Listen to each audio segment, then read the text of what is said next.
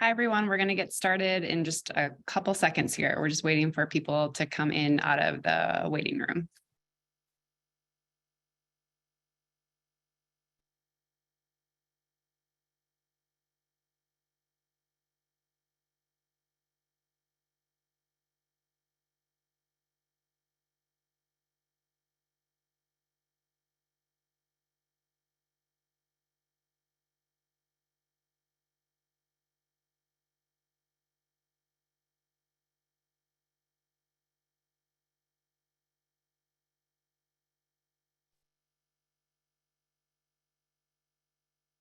Okay.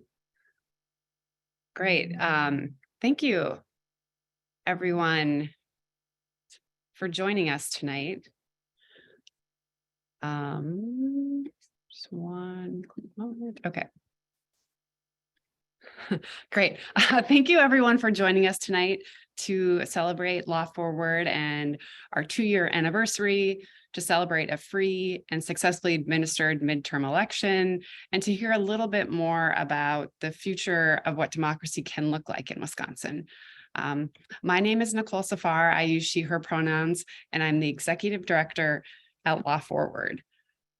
I am so grateful to be here and speaking with you. None of us in this big world are successful alone, either individually or organizationally. And the successes of Law Forward since our launch in 2020 are possible because of so many of you in this Zoom. A huge thank you to our board, our leadership, our staff, our consultants, our partners, and our donors. Each of you has played an important role in the last 2 years, and Law Forward would not be the organization we are today without you. I do this work to be in community with the change makers and leaders of today and tomorrow, and to demand better of a system of government that does not truly live up to its promise of one person, one vote, the majority rules, the community's voices that matter. Tonight, we're going to learn from some of those leaders, so let's get to it. Just a quick housekeeping note. We're going to hear from 2 special guests tonight, Senator Cory and a surprise guest. At the end of everyone's remarks, there may be time for Jeff and I to answer some of your questions. Since we're in a webinar format, please put your questions in the Q&A box and we'll be able to see them there. And first, it is really my great pleasure to introduce one of Law Forward's co-founders and our board president, Jeff Mandell. Jeff has been dreaming about the change Law Forward could inspire and support for a long time. Way back in 2019, we had lunch and he told me about his crazy idea for a pro-democracy legal organization. He said people were interested but needed some convincing. When I came on board a couple of years later, he shared that I was one of the first people whose response to his idea was, yes, of course we can do this here in Wisconsin. So it is really my absolute honor to now be a part of that dream, contributing to it and nurturing it as it grows. So thank you to Jeff for his vision. Jeff Mandell. Thank you, Nicole, and thank you all for being here. It's a real pleasure to get to do this work with colleagues who I trust and who care about these issues and who are also friends, and it's a real privilege. It's hard to believe for me that Law Forward is 2 years old. It's also hard to believe that Law Forward is only 2 years old. And we'd like to take a moment tonight and sort of think back about where we've been and what we've accomplished. It really, in many ways, started with redistricting. We launched Law Forward in October of 2020 to improve an environment where a right-wing legal movement had, for at least a decade, used litigation systemically to dismantle democracy, consolidating power among the few to overrule the wishes and the interests of the many. In Wisconsin, this well-funded right-wing legal infrastructure, which began with the Wisconsin Institute for Law and Liberty that so many of you know about, but has metastasized in so many ways since, has focused specifically on restricting access to the polls, on entrenching minority rule through partisan gerrymandering, and on consolidating authority within the gerrymandered legislature at the expense of the other branches and in contravention of our basic principle of checks and balances. Law Forward stands in direct opposition to this coordinated campaign to dismantle Wisconsin's democracy. We're on the front lines, whether that means we're litigating in court, engaging in the public discourse, or working with allies in progressive coalition spaces. We are there every day working to repel these anti-democratic attacks. In a relatively short time, Law Forward has made its presence known here in Wisconsin, working with pro-voter and pro-democracy allies on issues that now go well beyond gerrymandering. Let me briefly review some of our biggest accomplishments to date. We've done work to preserve access to the ballot, whether that is cases stopping voter purges and keeping people on the rolls, cases ensuring that absentee voters, disabled voters, temporarily confined voters are able to vote and able to participate. It's also working with clerks around the state who run our elections and partners like the League of Women Voters, Disability Rights Wisconsin, Wisconsin Faith Voices for Justice, Service Employees International Union, and others who care deeply about these issues and work with us. We've also taken strides to hold accountable right-wing actors who are trying to capture our government. One of the keynote ways in which we've done this is working to hold accountable the fraudulent electors who sought to hijack Wisconsin's electoral votes in the 2020 election. Though there were fraudulent electors in 7 states, Wisconsin is the only state, and Law Forward is the only organization that has advanced a lawsuit to try to hold those individuals accountable for the completely unconscionable way that they tried to disregard the votes of their fellow citizens. But that's not the only way we're holding people accountable.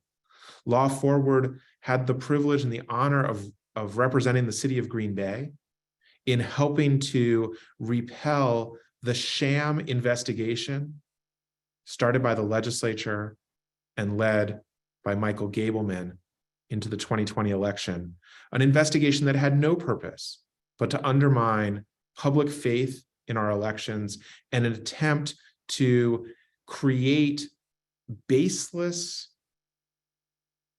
rationale, I suppose, for the legislature to further restrict the right to vote.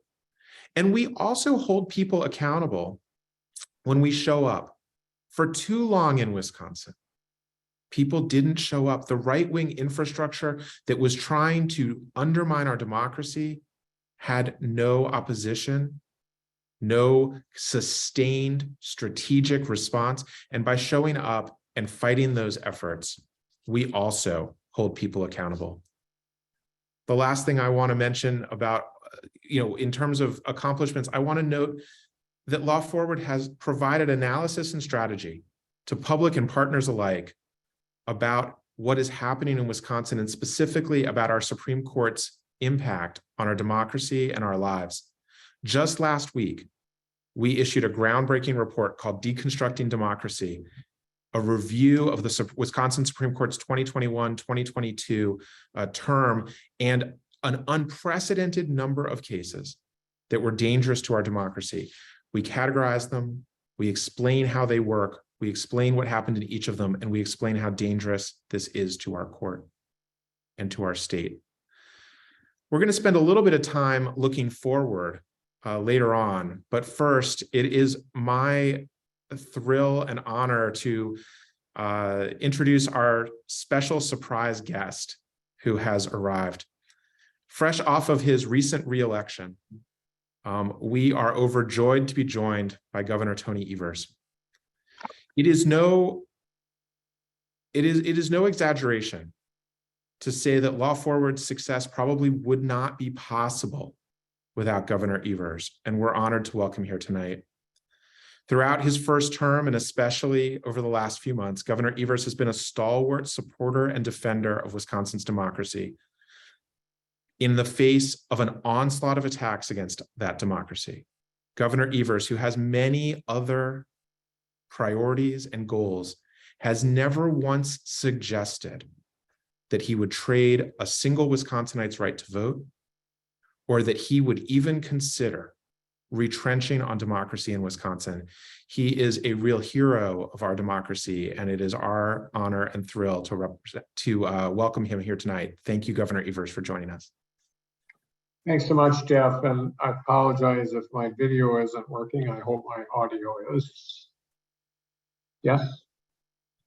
Yes, we can hear you. Great. Sorry about the video piece. Anyway, thanks so much, Jeff, and it's a great pleasure to be here tonight as recently re-elected governor of the state of Wisconsin. And I just want to start out by saying happy birthday to Law Forward for your second year. Law Forward has been a great partner in our fight to defend democracy. And I wish you many more years going forward. It's been a great partner, and Jeff and Nicole and Mel and all the folks over there working every day. I wish you many more years. We need folks like you in our state and our democracy now more than ever.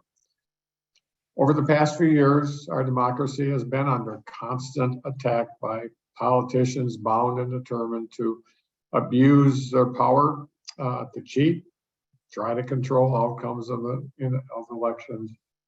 We've seen it in those gerrymandered maps we had for a decade, and the ones that now, frankly, aren't a hell of a lot better. We've seen it in the ways people have cast doubt on hardworking election officials, our friends and neighbors who do this hard work day in and day out to make sure that elections are fair and secure. We've seen it in ways that have been very difficult for the state of Wisconsin.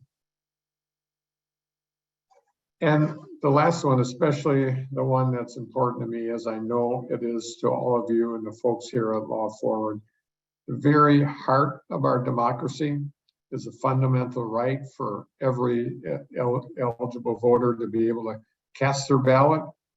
A right that's far too important left to the whims of politicians and any political party. And I believe, I know as all you do, that we should be making it easier for every eligible voter to vote, not harder.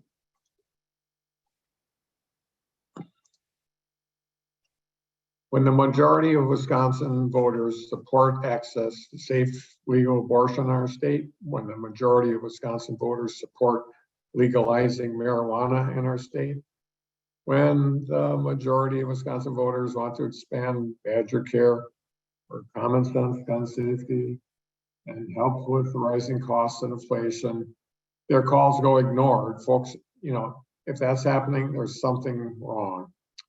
While saving our democracy was certainly on the ballot this last election, I am very proud to say that I will be here for another 4 years to help defend and protect democracy in Wisconsin.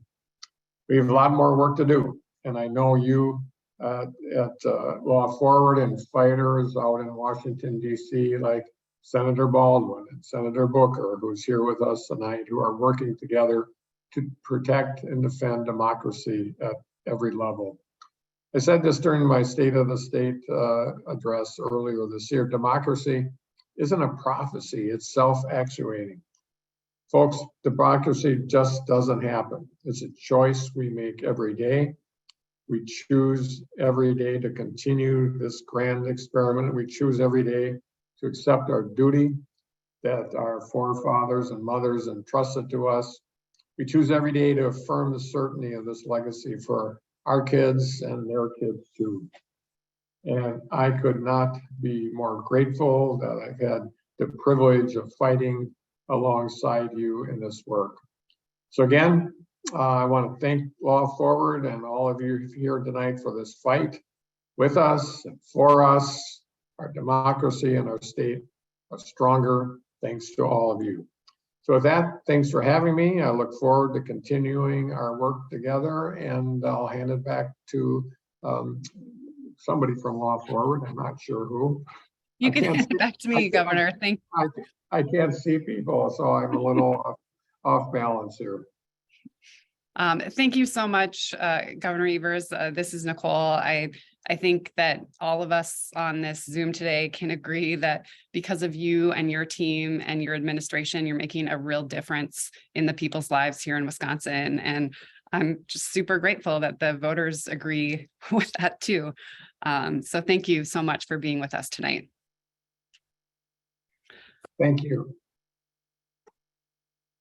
I think we have a little more time before Senator Booker joins us. So I'm going to hand it back to Jeff to talk a little bit more about what our, as the governor says, our self-actualized democracy could look like, and what we're sort of thinking about for the future. Thanks, Nicole. There is so much work yet to be done. We had, as Nicole has mentioned, a free and fair election last week for our midterms. And in many ways, that in itself is a victory. I'd like to pause for a moment and just have us note the idea that holding a free and fair election is something that we consider a victory, or something that we consider that we need to congratulate ourselves and our fellow citizens on, is a little bit depressing, and I think shows how intense the onslaught has been, and how deep the hole that we have, that our state has gotten into in the last 12 years really is. But we also have the opportunity to go forward. And one of the things that Law Forward is focused on this year is thinking about moving from a position where we have been focused primarily on defending our democracy to one where we are talking about advancing our democracy, to doing that conscious work that Governor Evers talks about actualizing and making the decisions and taking the steps affirmatively that are necessary to build our democracy. And we are doing that strategic work, and we're happy to talk about it or to answer questions, but so much of that work will really depend on what our Supreme Court looks like here in the state of Wisconsin. For decades, across the country, we have primarily relied on federal courts to protect individual rights and the voting rights and the basic premises of our democracy. And that reliance simply is not sustainable at this point with our federal courts. We know this here in Wisconsin, where when the partisan gerrymander of the last decade was challenged, it was the federal trial court of 3 judges, 2 of whom were appointed by Republican presidents, who said, yes, this gerrymander is so extreme, is so gross that it violates the United States Constitution. And yet the Supreme Court said no. It didn't say that the gerrymander wasn't bad. It didn't say the gerrymander didn't violate the Constitution. It simply said, well, the federal courts have no remedy for you, and you need to go and look to your state courts. Whether it is on the Voting Rights Act, whether it is on the right to vote, whether it is on gerrymandering, on almost any democracy issue these days, when we go to the federal courts, primarily what we hear is a clear message that we should be looking at our state courts. And so we have an opportunity in April in this state to change the direction of our Supreme Court, to move away from a court that is outcome oriented and that focuses entirely on restricting democracy. And I want to mention again the report that I mentioned before, and there's a link in the chat. You can find it on our website, but there's a link right in the chat for anyone who wants it.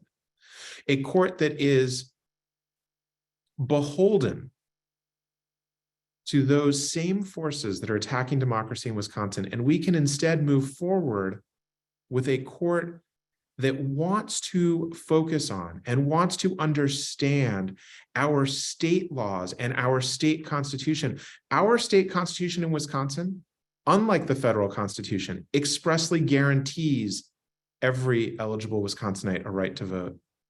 Our state constitution, unlike what the US Supreme Court says about the federal constitution, we believe prohibits and provides a remedy against extreme partisan gerrymandering.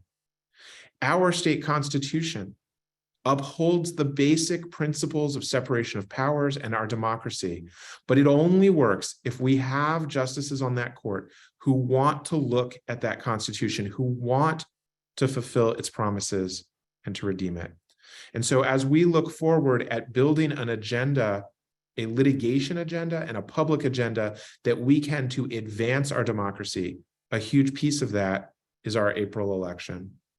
And we'll be working toward that election just as we worked in these past midterms to prevent election sabotage and subversion, to collaborate with state and national parties so that we can ensure that all individuals in Wisconsin and in our electoral administration system are working together to empower voters, to help and support our local election officials, and to ensure that our community has free and secure elections. That is really where we make sure that our democracy fulfills the promise, not only that Law Forward is based on, but the entire idea of our state motto of moving forward. Many of you have heard me say that for a century, Wisconsin was the model laboratory of democracy in the United States. Wisconsin was a place where we had strong opinions, divergent opinions, and out of that came real debate, people listening to each other and finding a path forward. That is why so much policy innovation, regardless of how you might feel about these specific policies, so much policy innovation comes out of Wisconsin. We always talk about unemployment insurance and Social Security, but we should also be talking about government transparency, about federal nominating commissions to make sure that qualified people are nominated and not just people who happen to be friends of powerful allies and United States senators. We should be talking about school choice, about innovations in healthcare reform. There are so many, we could go on and on and on. And that was because Wisconsin was a place that had different views and different thoughts, and people worked together. We've lost that in the last 12 years. And instead of working together and listening to each other, instead we've had entrenched power. And that's what we need to get away from. We need to get back to democracy and away from entrenched power. Jeff, we've got a couple of questions in the chat, so I'm gonna maybe popcorn pepper you with some audience questions for a couple minutes. One of the questions is about referendums, and Nancy's asking if there is any way to demand a binding referendum on redistricting to set up an independent commission in Wisconsin without the approval of or action of the legislature. It's a great question. I mean, fascinatingly, although Wisconsin is the birthplace of the progressive movement historically, and the idea of citizen referenda was a reform that came through the progressive movement, we don't have a referendum process here in Wisconsin, a binding referendum process. Many of you saw questions on your ballots for non-binding local referenda. And I will note that every single place, whether municipal or county-wide, that has had a referendum non-binding in the last decade about partisan gerrymandering, the public has rejected it and said they would like a non-partisan commission. They would like this to be done in a way where politicians are not choosing their voters. But we don't really have that on a statewide basis. The only time you see binding referenda on a Wisconsin ballot are when we have a constitutional amendment, and those have to be passed twice through the legislature before they reach your ballot. That said, the legislature absolutely could place such a referendum on the ballot if it was so inclined. In fact, it was only a couple of months ago that Governor Evers called the legislature into special session to consider doing that on the topic of reproductive rights. And so I think that the way to demand this is through creating public pressure on the legislature that we want this and that the legislature should do this and take it seriously. And I think it would be a great step forward. We've got another question on the gerrymander about a case that's in the United States Supreme Court right now. If the US Supreme Court adopts the independent state legislative theory in quotes, which is also what I would say, maybe the independent state legislature fantasy, would that foreclose going to the Wisconsin Supreme Court to remedy the partisan gerrymandering?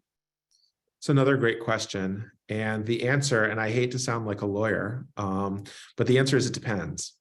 It depends on how the US Supreme Court might adopt an independent state legislature approach. So let me step back and just briefly try to explain this. There is a case pending at the United States Supreme Court. It will be argued in just about 3 weeks, called Moore versus Harper. It comes out of North Carolina. And in this case, the argument is that the North Carolina State Supreme Court should not be allowed to weigh in on redistricting because the legislature and the legislature alone should get to do this. Note that not only would cut out, one interpretation of this would not only cut out the courts, but it would cut out the executive.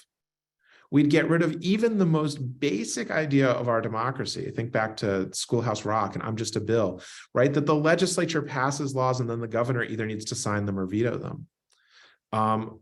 That too is at threat here. And this is a theory or an idea or a fantasy, as Nicole says, that has come up before in our history and has before been rejected and largely mocked by the United States Supreme Court. And it's a theory we've seen here in Wisconsin too. Our state constitution, speaking about redistricting, says that the legislature shall apportion districts anew every decade. And in the 1960s, when the legislature and the governor couldn't agree on maps, the legislature tried to go around the governor and do it without passing a bill. And our Supreme Court unanimously said that that was not acceptable, that that was contrary to the basic ideas of our democracy. I am hopeful that what we will hear from the United States Supreme Court, even this United States Supreme Court, is that the independent state legislature idea is not workable and is incompatible with the most basic ideas of American governance and democracy.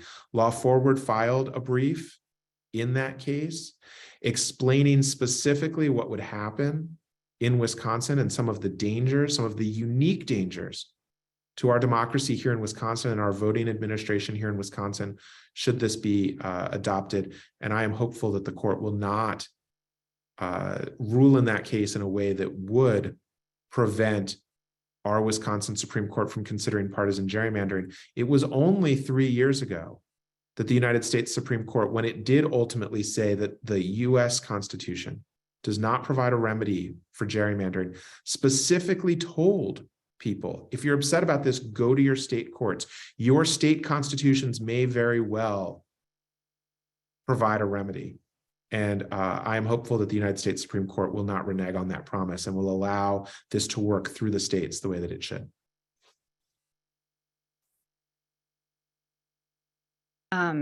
Thank you, Jeff, and thank you for the good questions.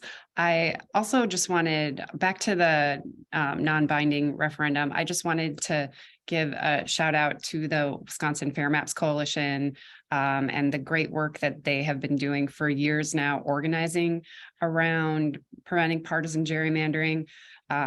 While it is frustrating that we have these non-binding resolutions that don't have the ability to make the policy change, they are incredibly important in the public education and the organizing that we're doing across this state to put pressure on our lawmakers to fix this problem. And, you know, thinking back even 10 years ago when not even 10 years ago, 6 years ago, when some of the first gerrymandering litigation was happening, the idea of gerrymandering was not a part of the public lexicon and people weren't talking about it. And now I drive down my street and see yard signs talking about fair maps. So the work that's happened over the last few years has been so impactful and meaningful. And like many things that we do to improve upon our democracy in this country, it takes time and perseverance. Jeff, do you want to talk just a little bit about how the Wisconsin State Supreme Court impacted ballot access specifically this cycle and some of the ways we tried to push back on that? Sure. I mean, I think one of the biggest ways that the Wisconsin State Supreme Court did this was abolishing drop boxes. And I want to be clear that in doing this, the court acted counter to history, counter to law, and counter to basic rules of how litigation is supposed to work and proceed in this state as well. This was an instance where, for whatever combination of reasons, there was a group of justices who were so eager to reach this outcome that they disregarded almost everything else. This case was decided in the spring, and it took effect for our April 2022 election. And, it's really remarkable. We, on behalf of the League of Women Voters, Wisconsin Faith Voices for Justice, and Disability Rights Wisconsin, fought this case in the trial court and then led the efforts on appeal. And then when we reminded the courts that if they were to do this, if they were to restrict drop boxes and restrict how people can return their absentee ballots to be counted, that there would be problems under federal law. Both the trial court and the Wisconsin State Supreme Court completely ignored that. And so how we at Law Forward responded to that was by identifying some disabled voters who wanted to be sure that they could continue to participate in our democracy without the danger that they or anyone who assisted them would be subject to prosecution for voter fraud. And we did go to the federal courts, and we got the federal court quite quickly to say, of course, federal law does exactly what you say and protects the rights of every disabled voter to have assistance from the individual of their choice in voting. And that was a big step forward. We were able to protect votes. And I can tell you that there was at least one situation last week where I was able to help an individual return a ballot to the clerk for a disabled spouse. And there was some confusion, and I was able to get on the phone with the clerk and talk them through the rationale and the rulings and how all of this worked. That case, though, those cases, the Tigan case in the Wisconsin Supreme Court, the Cory case that we brought in federal court to vindicate the rights of disabled voters. I should note, by the way, the Cory case, no one even appealed. It was so clear we were correct. And yet, when we were in the Wisconsin Supreme Court, it was not just that the Wisconsin Supreme Court didn't want to deal with these issues, but those anti-voter forces, and that case was led by the Wisconsin Institute for Law and Liberty, they deliberately told the court not to deal with those issues. It's really sort of shocking. And the court took all kinds of shortcuts procedurally to reach those issues. But we also saw other courts doing similar things, and issues that were deliberately timed and lawsuits that were deliberately brought right before this midterm election so that they couldn't be appealed. And that also was a way to impair the rights of absentee voters. We monitor all of those cases very closely. We get involved in the cases we think are most important. Law Forward was involved in a case called White, which was to make it easier for clerks to disregard ballots, not because the voter had done anything wrong, but because the witness who needs to put their address on an absentee ballot had made a small mistake or left out some piece of information, like putting in their address that was clearly in the state of Wisconsin, but not writing WI. That's not a valid reason to disregard a vote. It's not a valid reason under state law. It's not a valid reason under federal law. And after we lost that case in the circuit court in Waukesha County, we are litigating in Dane County to fix this. And I am confident that we will get there, but we weren't able to get the court to weigh in before the November election. So we're continuing to push in courts. We're continuing to defend, and then when necessary, we're continuing to take creative additional steps so that we can move forward and protect everyone's right to participate in our elections. Thanks, Jeff. One of the other things that Law Forward has really been focused on, which wasn't necessarily one of the original principles or scopes of practice was pushing back on the really coordinated efforts to subvert elections and to sabotage them by right-wing actors across the state and across the country. A unique case that Law Forward brought that Jeff talked about a little bit earlier was against the 10 fraudulent electors that Wisconsin had. Do you want to just get a little, as we continue to wait, do you want to just get a little bit deeper on the fraudulent electors case and talk about kind of where it is and what we're expecting next? Sure. As I mentioned earlier, we have the only case in the entire country that seeks to hold accountable those fraudulent electors. Oh, I see that Senator Booker is here. Nicole, I'm going to turn it back to you. We can talk about this after. Oh, you're off the hook, Jeff. Hello, everyone. Hello, Senator. We're so happy to see you. I'm just gonna take a quick minute and set the stage for you. So, so much of the work that we do here in Wisconsin, the state policy and court battles are all within the context of this national fight to protect and expand our freedom to vote and be represented by the leaders that we, the people, choose. It's a really simple idea, we the people, yet the opposition to prevent the expression of our popular will is fierce. And as we celebrate our most recent free election, well-funded and organized right-wing forces continue to strategize and mobilize against our vision for democracy.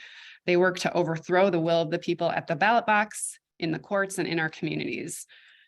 No one really meets this moment to expand and strengthen our freedoms like Senator Cory Booker. Senator Booker is a regular here in Wisconsin, and there just isn't time tonight to list off his many, many accomplishments during his career service. I feel pretty confident in saying that those of us on this Zoom know him and love him. He understands the tools and tactics of the opposition we face and is a champion for the power of the people. Senator Booker leads through his actions, not just his words, though he's got some really good words. I am just a super fan of his daily Instagram reels. He is often the dose of inspiration and perseverance that I need each morning to really be in this work. So I'm so grateful and honored to welcome him here tonight, United States Senator Cory Booker. Wow, I can't thank you enough for those words of introduction. And I can't tell you what it means to be with a group of people who understand that democracy is not a spectator sport, that it's a full contact participatory endeavor.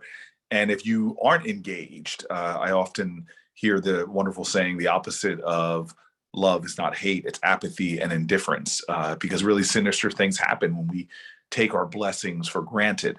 And then the kind of cancers that afflict humanity begin to fester. And in this country, I think we've learned that democracy is very fragile, more so than many of us thought.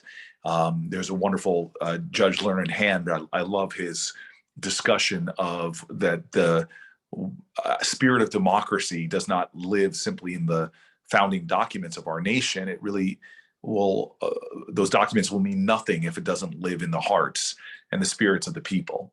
And so we're in the midst of something that I never thought I'd live to see. I never thought I'd have the painful reality of getting to sit at a table with one of my greatest heroes, John Lewis, when he was a member of the Congressional Black Caucus before his passing. I never thought that I'd be able to, collaborate with him on legislation and hear his stories of fighting for voting rights, from sit-ins to Freedom Rides to obviously the great march on the Edmund Pettus Bridge, but then have to watch him react to the Voting Rights Act being gutted, and have to see his spirit respond to my question of, I'm so sorry, how does this feel? And yet here he was, understanding that hope is not a feeling. Hope is the active conviction that despair will never have the last word. And the kind of grit and determination that he knew that it's not a direct line between here and justice. It's one that often is a few steps forward, often a step back. It's not completely linear. It just necessitates constant and unyielding sacrifice. And so I'm grateful for this gathering, because this fight is not just a national fight. It really is a fight in state legislatures and states all around the country.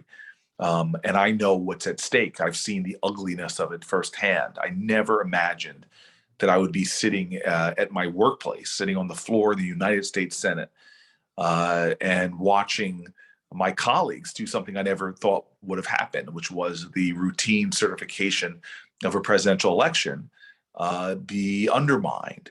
And I remember watching a senator I have a lot of respect for, Lankford, standing up to give his reason. Now, he would eventually change his vote later that night, but standing up to object and having suddenly armed officers come onto the floor of the Senate to pull the vice president off of the dais. And I remember watching him confused as they tried to order Chuck Grassley to replace the vice president. But then staffers started coming into the chambers, and usually you have to have a pass and go through procedures, but they seemed to be herding staffers in who were crying and looked upset.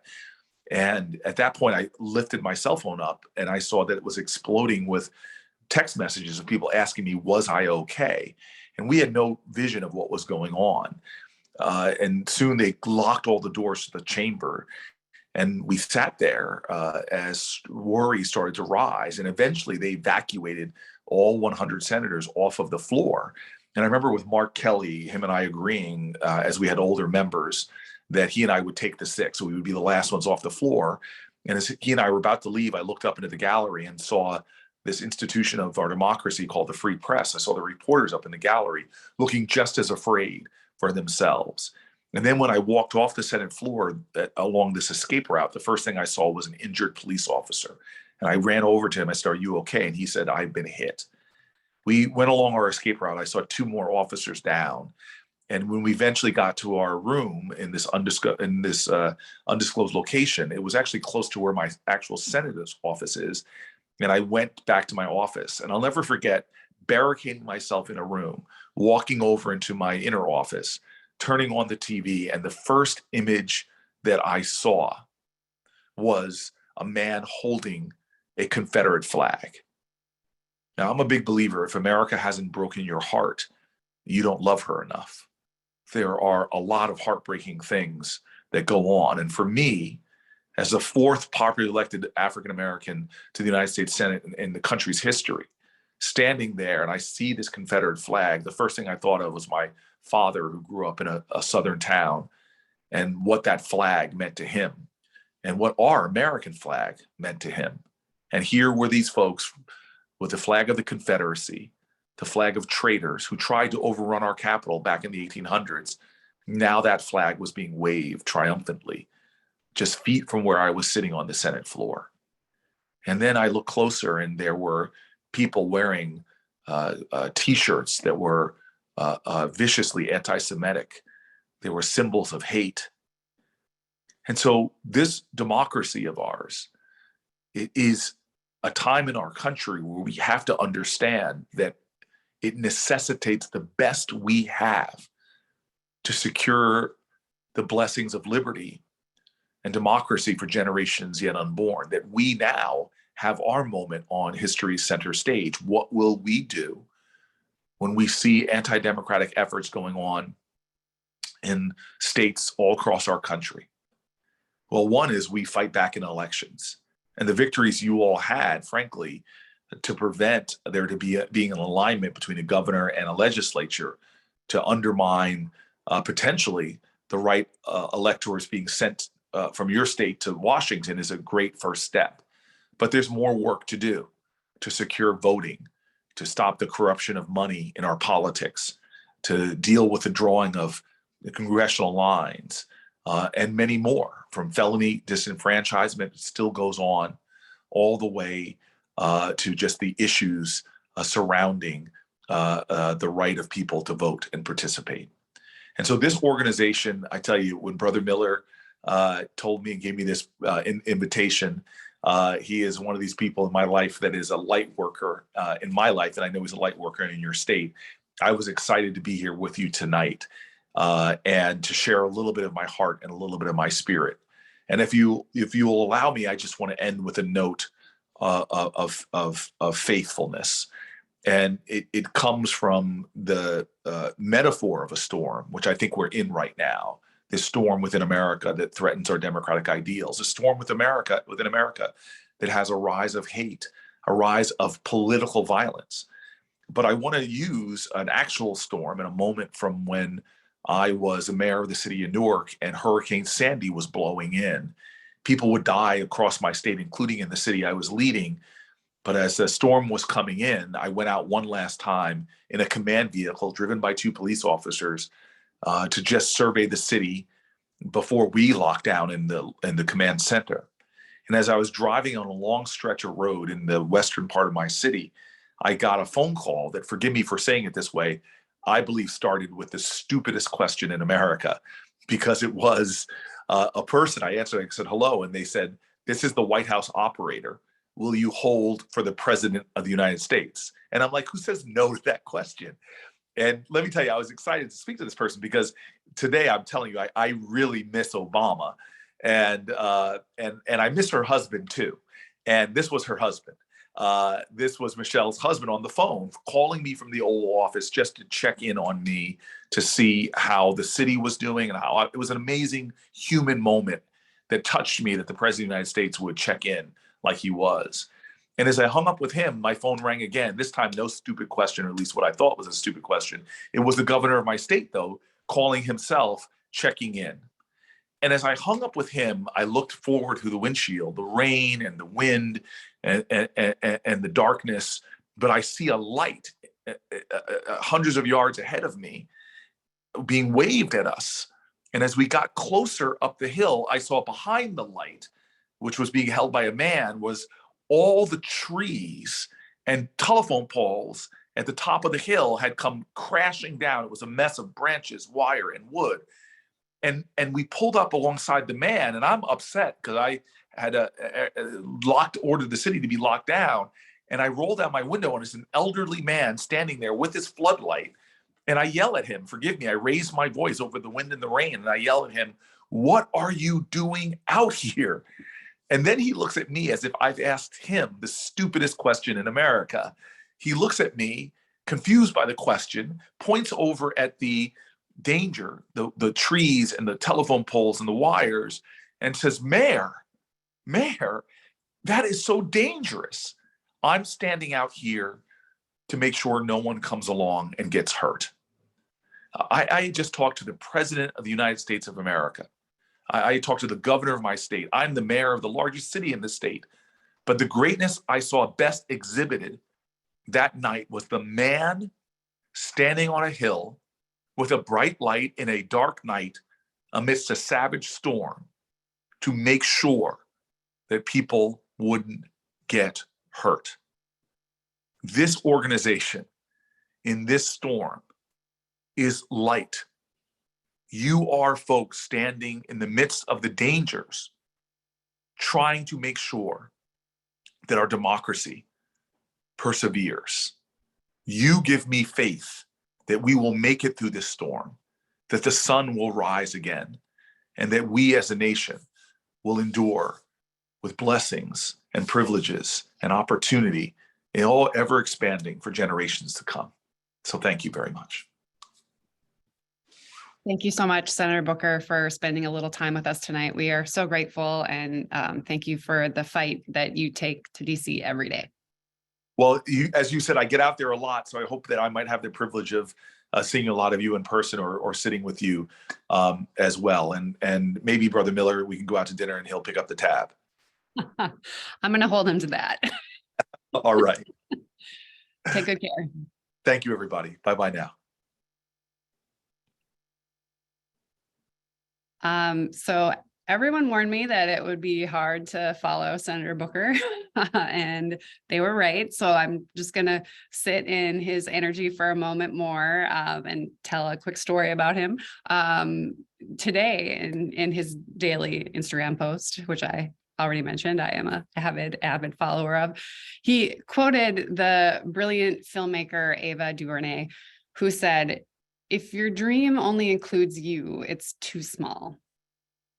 And I was thinking about that, and it really makes me encourage encouraged and thinking about a big dream. And my dream for us is big. It is for free and fair elections in our state and in our country, where all of our voices are counted. We've celebrated the last free election that we've had.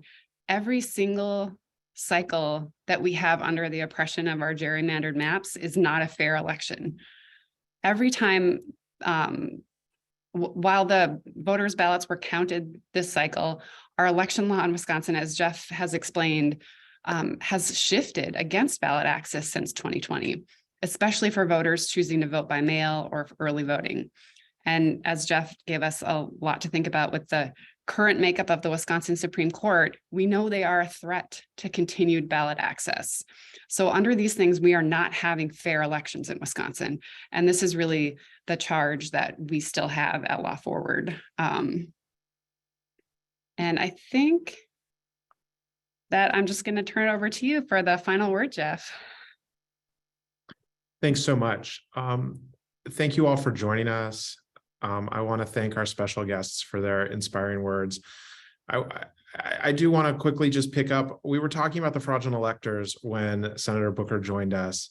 And then Senator Booker really began by talking about January 6th and what that moment was about. These things are connected. The fraudulent electors, those fake papers that they sent to try to disregard the votes of the public and the will of the voters, that was the foundation on which January 6th was built. Those insurrectionists who stormed the Capitol, who hurt those police officers, who scared the senators and the press, who sort of soiled the Capitol and the center of our democracy. Why were they there? What was it that they wanted? They wanted then Vice President Pence to count the fake pieces of paper that had been submitted by the fraudulent electors instead of the real pieces of paper that represented the votes of the people. If it weren't for the fraudulent electors, none of that would or could have happened because there would have been nothing to demand. And it is that reason that it's so essential that we demand accountability and that is one of the pieces that Law Forward is working on. And so I think that's a really good place to end because we are looking backward. We are trying to figure out what happened even in that election 2 years ago and demand accountability. But we are looking forward. We are demanding that accountability so that it cannot ever happen again. And we are looking forward to continue to protect our democracy, but also to advance it. We have so much hope. There is so much promise. And there is so much work to do. So thank you all for being our partners and our supporters and our friends. Thank you to Governor Evers as our special surprise guest, to Senator Booker for joining us. I will encourage you, if you would like to be more involved in Law Forward, if you would like to know more about what we do, we would welcome that. We would love to talk more to you, and you can sign up for our email list on our new and improved website. If you haven't been there recently, it looks radically better and it has a lot more functionality, and we welcome you. You can find the Supreme Court report that I mentioned right there on the front page. You can sign up for our email list. You can follow what we're doing, and you can help us protect and advance democracy in Wisconsin. So thank you so much.